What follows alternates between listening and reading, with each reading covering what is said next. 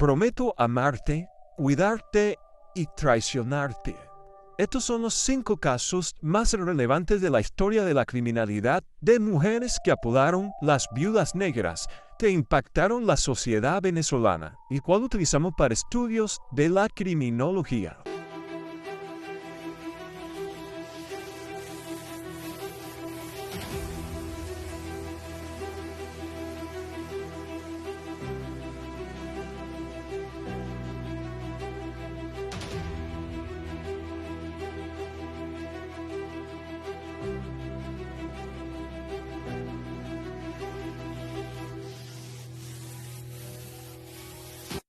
Crónica de Venezuela es presentada por la licenciada Brigitte Barrueta de Toyota de Venezuela. Y empezaremos con el caso de Bexabeth Raad, la cual en 1990 en Maracay, en estado Aragua, fue apodada la Viuda Negra, convirtiéndose en el primer caso impactante que conmocionó a Venezuela de una mujer que asesina a su esposo por ambición, el cual esposo era un hombre de nacionalidad americana, ingeniero en mecánica de aviones F-16, el cual se llamaba Margrard Tebler. Este llegó a finales de los años 80 a Venezuela y luego de relacionarse con personas del ámbito laboral, lo llevaron a conocer un bar burlesque, donde conoce a Bexabeth Raad y se enamora. Luego de haber tenido una corta relación con la mujer, se casan.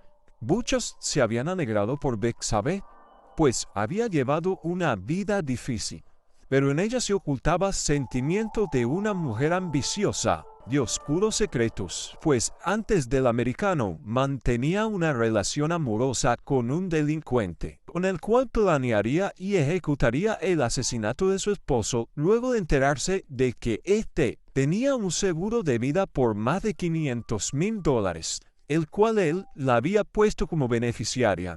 Luego que su amante asesinase a su esposo en su casa, esta se hizo pasar por la viuda desconsolada pidiendo justicia. Pero en tiempo récord, la Policía Técnica Judicial esclareció lo sucedido. Bexabeth planeó el crimen y su amante lo ejecutó, donde también se descubrió que la doméstica de la casa participó como cómplice. De 28 años era Bexabeth Raad cuando sucedió el crimen. Fue tan abrumador el hecho ante la sociedad que la televisora RCTV realizó una película llamada La Viuda Negra, estrenada en 1991. Bexabeth era hija de un árabe, el cual falleció cuando ella aún era una niña. Fue abusada cuando era una adolescente, causándole ser una persona desobediente y terminando trabajando en un bar burlesque y relacionándose con negocios ilícitos, siendo una persona con muchos traumas psicológicos que culminaría cometiendo un crimen. Maddalena Maniscalco, hija de una buena familia italiana, se casó con el también italiano y comerciante Angelo Morreales, el cual era dueño del supermercado Mercados de Maturín del estado Monagas, y a los pocos años de estar casada, por allá a principios del año 2000, empieza a tener una relación amorosa secreta con el escolta de su esposo, el cual también se desempeñaba como policía del estado Monagas, pero su infidelidad estaba quedando casi al descubierto, y negándose al divorcio y a dejar los lujos, planificó junto a su amante el secuestro y asesinato de su esposo en el año 2001.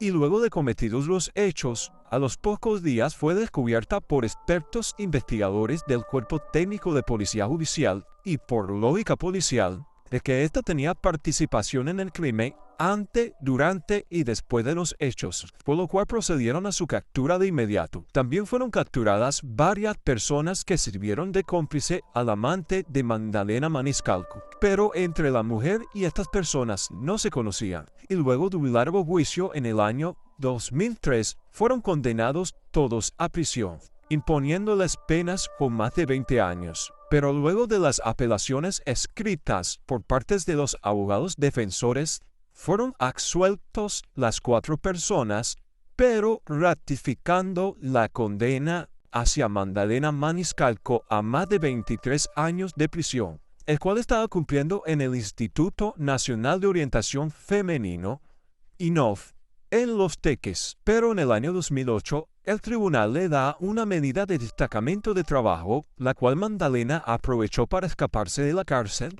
evadiendo su responsabilidad y viviendo en las sombras por durante 15 años, pero finalmente fue recapturada en noviembre del año 2023 por un trabajo de inteligencia, rastreo y ubicación del CICPC. La misma se encontraba en el interior de un apartamento en Santa Fe Norte, en Caracas. La misma era irreconocible, pues se veía que había pasado por muchas cirugías faciales y estéticas, un final inesperado para la mujer.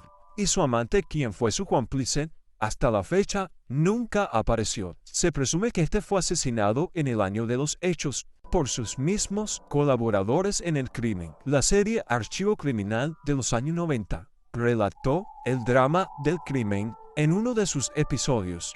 Marsken José Sánchez, quien planificó el asesinato de su esposo en el año 2001 y a quien catalogaron como la viuda negra del Trigal, en Valencia, estado Carabobo. Ya era una mujer que venía desde su juventud con una relación de noviazgo y agresiva con Ibrahim López, quien más tarde se convertiría en su esposo. Estos a inicios de su relación eran inteligentes para los negocios. Ya al pasar de los años, lograron tener una constructora y un negocio de venta de oro por kilos.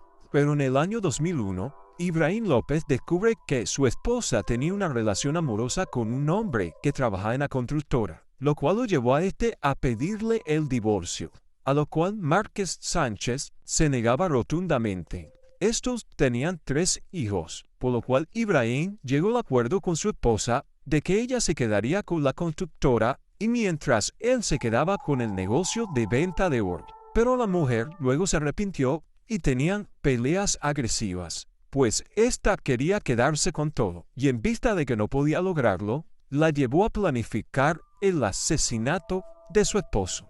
Esta contrató a un delincuente pagándole 2 millones de bolívares para que fingiese un robo y posteriormente un asesinato. El crimen se dio en la urbanización El Trigal Sur de Valencia, frente a la casa de la madre de Ibrahim López. El crimen fue presenciado por su esposa. Esta declaró falso testimonio ante la Policía Técnica Judicial, que luego se desmoronaría por 2 testigos que presenciaron el hecho. Una mujer que bajaba de una camioneta por puesto vio cuando uno de los 3 sujetos se dirigió a la camioneta de Márquez Sánchez y recogió algo de adentro y luego efectuaron el crimen. Y luego otra mujer que pasaba por el sitio en su carro, luego de cometido el crimen, vio que Márquez Sánchez en el momento portaba en su cuello una cadena alusiva al oro y en sus orejas unos zarcillos alusivos al oro, y que estaba convencida de que tal material era por el contraste que hacía con la piel, ya que ella también tenía prendas, lo que hizo suspicacia a la juez, ya que Márquez Sánchez había declarado que ella no portaba prendas en el momento del robo,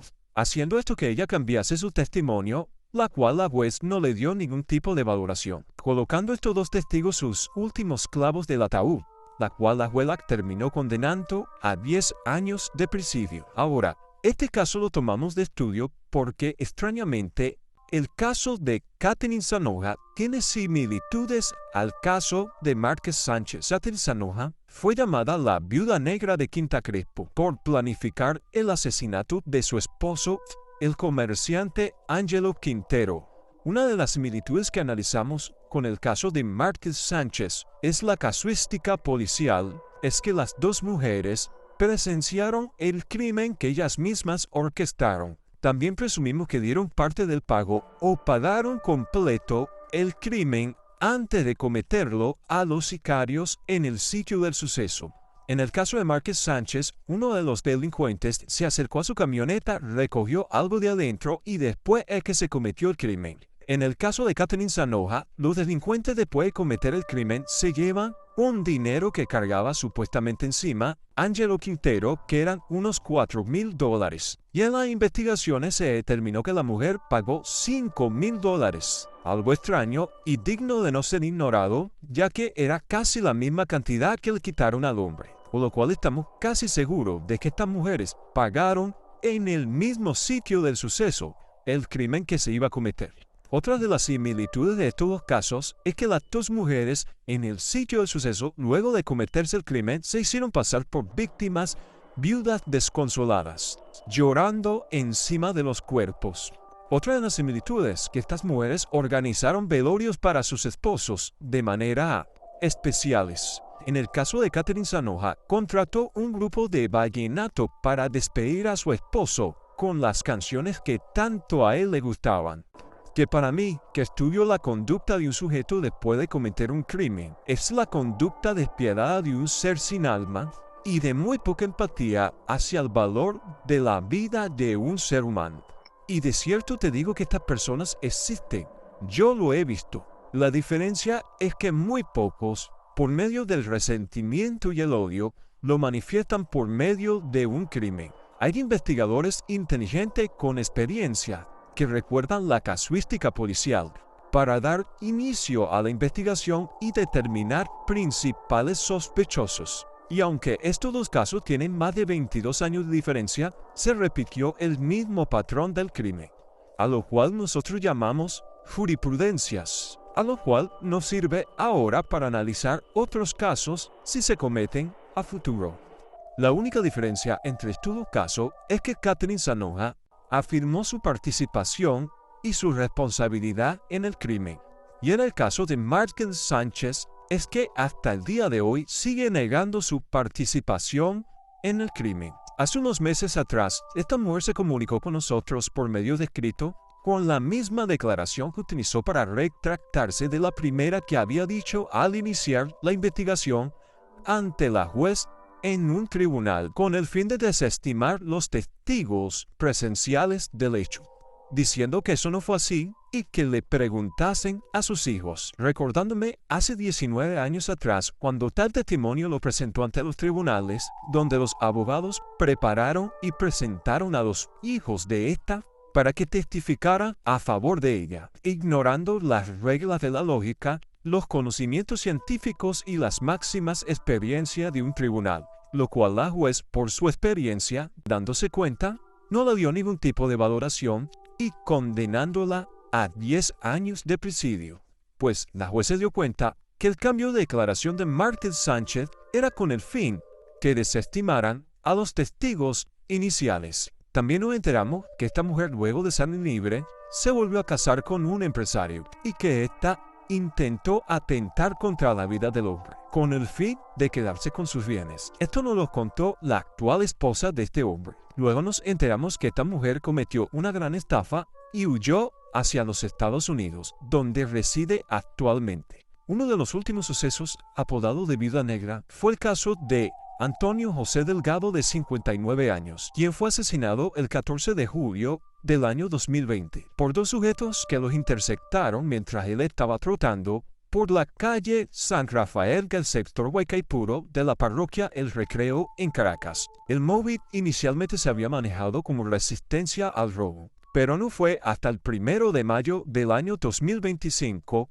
a casi 5 años de lo ocurrido, que se esclarecería los hechos. Pues se trató de un sicariato planificado por la esposa del hombre llamada Ramona Briceño González, de 66 años, y la hija de esta, Elimar Bexabe Ortega Briceño, de 38 años, y con la ayuda de un amigo del Oxiso de nombre Ángel Jehová Santana Longa, de 36 años, quien se encargó de contratar a Anthony Gamaliel León Fuentes, de 27 años, y a Albert Sánchez Flores, de 44 años, por la cantidad de $40,000 por el crimen, los cuales le lograron pagar $15,000 a Anthony León, quien compartió con su cómplice. La finalidad de Ramona González era quedarse con los bienes de su esposo y logró burlar la investigación por durante 5 años. Pero lo que no contaba era con el curso de la investigación del CICPC, quien demostró con este caso ser el mejor cuerpo de investigación de toda Latinoamérica y uno de los 3 mejores del mundo. En otro país de Latinoamérica, este caso fuera quedado sin resolver.